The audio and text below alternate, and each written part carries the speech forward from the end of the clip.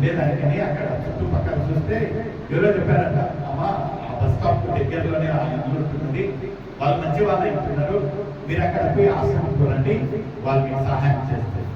అక్కడికి వెళ్ళి అడిగారంట, అయ్యా రాత్రి అయిపోయినది, ఇక్కడ ఆలస్యంగా బస్సులు లేవు, నేను ఉదయాన్నే లేచిపోతాను, నాకు సహాయకరంగా ఉన్నాను. వాళ్ళు ప్రేమించేవాళ్ళు. వాళ్ళు ఏమన్నారంటే, అమ్మ ఇంత అడగాలన్నా, ఇది నీళ్ళే అనుకోండి, దాన్ని ఏమన్నా భోజనం చేస్తారా అని భోజనాలు ఇస్తారంట, మీరు ఇంత పెద్ద ఇల్లు ఉంటున్నది ఎక్కడన్నా పనుకోండి అమ్మా అనేసరికి సరేలే అని భోజనం అయింది.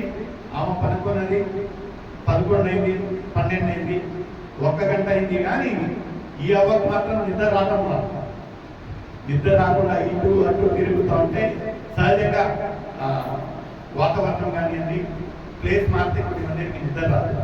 అలా అనుకుని ఆ ఇంటి యజమానులు వచ్చి అడిగారు, అమ్మా ఏమన్నా నీళ్లు కావాలన్నా, వాష్రూమ్కి ఏమన్నా వెళ్తారా, అటువైపు ఏం కావాలన్నా అడగండి, ఎందుకమ్మా నేను అప్పటి నుంచి చూస్తూ ఉంటున్నాను నిద్ర రాదంటే, ఆమె అడిగిన ఒక ప్రశ్న ఏంటంటే, అయ్యా నా ఒక మూట అడిగింది అంటే, మూట అంటే ఆయన అనుకున్నాడంట, ఓ ఉదయాన్నంతా వ్యాపారం చేశారు కదా, అందులో ఆమె ఒక డబ్బు ఉన్నట్టుంది, పాప దాని గురించి చింతిస్తాందేమో, అమ్మ అక్కడ తీసి పెట్టానమ్మా, భయపడద్దు, క్షేమంగా ఉంటుంది అంటే, లేదయ్యా నాకు అమౌంట్ ఇవ్వండి అంటే, ఇంకా కష్టాలిస్తే తప్పు కదా, ఎవరన్నా దొంగలిస్తారేమో అనే ఒక భయంతో తీసుకుని వచ్చి ఆ ఒక మూటని ఇచ్చారు.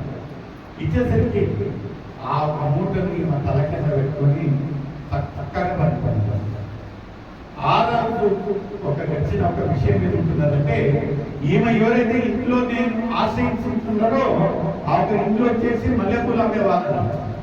ఎవరు వాళ్ళదంటే మల్లెపూలు అమ్మేవాళ్ళు. ఎక్కడ ఉన్నానో ఆ ఒక సువాసన మల్లెపూలు గమగమా పడతా ఉంటున్నాయంట. అమ్మగారికి మాత్రము దాంతో అలవాటు లేదు. అమ్మకి ఏ వాసనతో అలవాటైంది? యా వాసన అండి? చేపల వాసనతో. ఆ గమగమలాంటి ఒక ఇంట్లో ఆమెకు నిద్ర రావడం లేదంట. ఆ తర్వాత నైనా నా ఒక మూట ఎక్కడ ఉంది అంటే, ఆయన మూట తీసుకొని వస్తే ఆ సువాసనకు మంచిగా మన ఒక జీవితాలలో దేవుడు అంటా అంటున్నాడు, సమస్త భారం వహిస్తున్నది నిలులరా నా ఎదుకు రండి, మీ యొక్క భారం తొలగించండి, మీ పాపాలను ఒప్పుకొని నా వైపు తిరిగి అంటే, నో దేవా ఈ యొక్క రోత జీవితం నాకు కావాలి, ఈ యొక్క పాపం జీవితం కావాలి, ఈ యొక్క సువాసన నాకు కావాలంటా ఉంటున్నాం. కానీ ఆ పరమలించే ఒక దేవుడి దగ్గరికి మాత్రం మన ఒక జీవితాలను తెలుసుకుంటాం. చాలా బాధాకరమైన ఒక విషయం. పదే ప్రతి ఆదివారం ఆలయానికి వస్తాం, ఎక్కడికి వెళ్ళినాను వర్తమానంలో పదే పలికే ఒక మాట ఏమంటున్నానంటే, మీ యొక్క విరిగి నలిగిన హృదయాలను, మీ యొక్క పాపమైన జీవితాన్ని మీరు మార్చుకోండి, దేవుడి వైపు రాండి, ఆయన ఇచ్చే ఒక ఉచితమైన ఒక రక్షణాన్ని పొందండి అంటే, నో థ్యాంక్ యూ, నేను ఎలా ఉన్నానో అలా ఉన్నాను. మరణం ఎంత భయంకరంగా ఉంటుందనేది నేను కళ్ళారా ఈ ఒక వారంలో చూసిస్తున్నాను. ఆ ఒక ఐసీయూలో ఎలా ఉంటున్నారంటే, దేవా ఇంకా చాలు నాకు జీవితం అనే ఒక భయంకరమైన ఒక పరిస్థితి. ఆ క్షణంలో ఎవరు బయటకు వచ్చి ఏం వార్త చెప్తారో అనే ఒక భయంకరమైన ఒక పరిస్థితులలో మనం ఉంటాం. మనకు గ్యారెంటీ కార్డు ఉందండి మనకు జీవితాలకు. ఇంతలో మన యొక్క నీటి బుడుగ లాంటి ఒక జీవితాన్ని మనం జీవిస్తూ ఈ రోజు కాదు కదా, 24 అయిపోయింది, 25లో నేను చూస్తాను కదా, దేవుని వైపు వస్తాను కదా, బాప్తిజం తీసుకుంటాను కదా, రక్షణ తీసుకుంటాను కదా, మనం ఇంకా పోస్ట్ పోన్ చేసినట్లయితే నిజంగా చాలా భయంకరమైన ఇంతలో మరో క్షణం ఏమవుతుందో మన ఒక జీవితం అనేది ఒక గ్యారెంటీ కార్డు లేని ఒక జీవితాన్ని మనం జీవిస్తూ ఉండగా, ఇదే అనుకూలమైన సమయం, ఇదే రక్షణ దినం. ఏ రోజైతే మనం దేవుని యొక్క సన్నిధిలో చూస్తున్నామో మన యొక్క హృదయాన్ని దేవునికి సమర్పించి, దేవా దేవుడు ఏం కొడతా ఉంటున్నాడంటే పెద్ద పాలిష్ వర్డ్స్, పెద్ద గంటలు ప్రార్థనలు కాదండి. ఆయన కోరేది ఏంటంటే యథార్థంగా మన ఒక తప్పులను ఒప్పుకొని దేవుని వైపు తిరిగినట్లయితే, దేవుడు ఏమని గత నువ్వు ఆ రోజు ఇంత చేసావు, నువ్వు ఈ రోజు ఇంత చేసావు, ఇంత పెద్ద చేసావు, nothing. Is ready to save you, is ready to save you. మనం చేసిన ఒక చిన్న పని ఏమంటున్నారంటే మనం ఒక విరిగిన హృదయాలను దేవునికి సమర్పించాలి. అది ఒక చేయడానికి కుదరదంటే గాడ్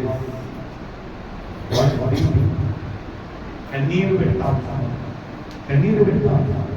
ఇంకా ఎన్నాళ్ళు ఇలాంటి ఒక జీవితం.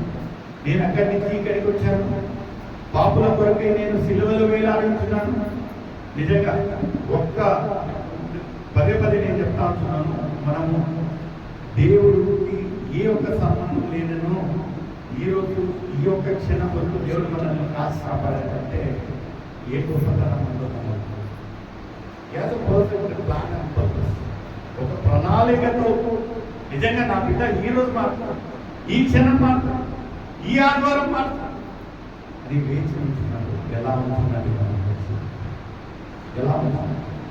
ఎలా ఉంటున్నది ఈ యొక్క నిరీక్షణతో మనము జీవిస్తామని ఒక ప్రశ్న నీకు నాకు ఇక్కడ. అదే 29వ అధ్యాయం 11వ వచనం ఏమంటున్నారు ఒకసారి చదివించండి. నేను మిమ్మును గూర్చి ఉద్దేశించిన సంగతులను నేను ఎరుగుదును. రాబో కాలమందు నీకు నిరీక్షణ కలుగునట్లుగా అవి సమాధానకరమైన యోధన అడగండి, ఏం బ్రదర్ చాలా గొప్పలో ఇంత పెద్ద ఇల్లు కట్టా ఉంటే ఇల్లు బాగానే ఉంది బ్రదర్, సమాధానం అనేది ఏం బ్రదర్? చేతి నిండా డబ్బు వస్తుంది, ఏం బ్రదర్ అంటే డబ్బు వస్తుందే బ్రదర్, సమాధానం అనేది ఏం బ్రదర్? ముగ్గురు పిల్లలు ఫారెన్ లో ఉంటా మంచిగా ఉన్నారు బ్రదర్ అంటే అంత చక్కగానే ఉంది బ్రదర్, సమాధానం అనేది లేదు. సమాధానం అనేది లేదు. ఎందుకంటే సమాధానమైన కర్త దగ్గరికి మనం రావడం లేదు, ఆయనను ఆశ్రయించటం లేదు. ఇక్కడ ఒక ఏమంటా ఉంటున్నారంటే మీ గురించి మీ యొక్క సంగతులు ఎలాంటి ఒక సంగతులు ఉంటున్నాయి, ఎలాంటి ఒక ప్రణాళిక ఉంటుందని మీ పట్ల అంటే అన్ని సమాధానకరమైన ఒక సంగతులే. హల్లెలూయా హల్లెలూయా. మన బాధపడకూడదు. ఏంది ఈరోజు నా పరిస్థితి ఇలా ఉంటున్నది, ఏంది ఇంకా నాకు నిరీక్షణ అనేది లేదంటే దేవుడి ప్రకటనలు ఏమంటా ఉంటున్నానంటే నీకు 10 రోజులు మాత్రమే ఇక్కడ శ్రమ. ఎన్ని రోజులు అంటే 10 రోజులు. 10 రోజులు నిరీక్షణతో ఉంటూ దేవుని పైన విశ్వాసంతో ఉంటూ మీ యొక్క స్థితిగతులను మార్చి దేవుడిగా నేను ఉంటున్నాను, మీకు జీవ కిరీటం ఇవ్వబోతా ఉంటున్నాను. ఎన్ని రోజులు అంటే శ్రమ 10 రోజులు. విశ్వాసంగా మనకు ఒక 10 రోజులు ఉండలేక వెళ్తాం. ఎంత ఎగుళ్ళు అంటాం, ఎంత పెరుగులు అంటాం. ఒక చిన్న సమస్య వచ్చారనుకో ఇక దేవుని మరిచిపోయి ఆయన దూషించి అనరాని మాటలన్నీ అంటాం. దేవుడు ఎదుర్కొంటాడు, బిడ్డ ఇది శాశ్వతం కాదు. మనం ఇక్కడ లోకంలో శాశ్వతంగా లేవండి, యాత్రికులను మాత్రమే. కొన్ని మంది తొందరగా పోతారు, కొంతమంది అయితే వెళ్ళేది ఖచ్చితం. వెళ్ళేది నేను మాట్లాడేవాడిని వెళ్తాను, ఇక్కడ కూర్చున్న వాళ్ళందరూ. ఎందుకంటే ప్రతి ఒక్కదానికి ఒక సమయం అనేది ఉంటున్నది. ఇక్కడ మనం చూసినప్పుడు అయితే ప్రసంగి 3వ అధ్యాయం 1వ వచనంలో చూసినట్లయితే ప్రతి ఒక్కదానికి ఒక మనం అనుకోవచ్చు ఎందుకు ఆయన ఎందుకు నేనెందుకు ఇలా. ప్రతి ఒక్కదానికి సమయం అనేది ఉంది. పగులు అనేది ఉంది, రాత్రి అనేది ఉంది, మధ్యాహ్నం అనేది ఉంది, సంతోషం అనేది ఉంది, దుఃఖం అనేది ఉంది, నవ్వు అనేది ఉంది, కన్నీరు అనేది ఉంది. ప్రతి ఒక్కదానికి ఒక సమయం అనేది ఉంది. అయితే మన యొక్క ఆత్మీయ జీవితాలు ఎలా ఉండాలి? మనం ఆత్మీయులుగా దేవుడికి అత్తుకొని జీవించే వాళ్ళు ఒక విశ్వాసంతో ఒక నిరీక్షణతో ఉండాలి. ఎందుకంటే దేవుడు ఏమంటా ఉంటున్నాడంటే ఈ యొక్క శ్రమ నీకు 10 రోజులు మాత్రమే, 10 రోజుల తర్వాత నీకు జీవ కిరీటాన్ని ఇస్తాను అంటే మనకు ఆ ఒక్క రోజులోనే అన్ని కావాలి. కరిస్మాటిక్ ప్రార్థన చేస్తాం, బయటికి రాగానే అయినను అయితే దేవుడు ఏమంటా ఉంటాడంటే ఎంత ఉండాలంటే మన ఒక విశ్వాసము ఆవదించలాంటి. అది ఇంకా కార్యం జరగటం లేదంటే ఇంకా మనం అర్థం చేసుకోవాలి మన యొక్క విశ్వాసం ఎంతలో ఉంటున్నది. డౌట్గా ప్రేమ చేస్తే దేవుడిగా ఏం చేయదు. ఏమంటా ఉంటున్నారంటే ఈ యొక్క యోహాను రాసిన సువార్త 14 వచ్చిన ఏమంటా ఉంటున్నారండి? అందరికీ తెలిసిన ఒక వాక్యంగా ఉంటున్నది. నా నామమున మీరు నన్నేమి అడిగినను నేను చేతును. ఇక్కడ ఒక మాట గమనించాలి. నా నామమున మీరు నన్నేమి అడిగినను ఏమి అడిగినను నేను చేతును. ఏమి అడిగినను అంటే ఏమైనా కండిషన్ అండి? కండిషన్ కండిషన్ ఏమన్నా?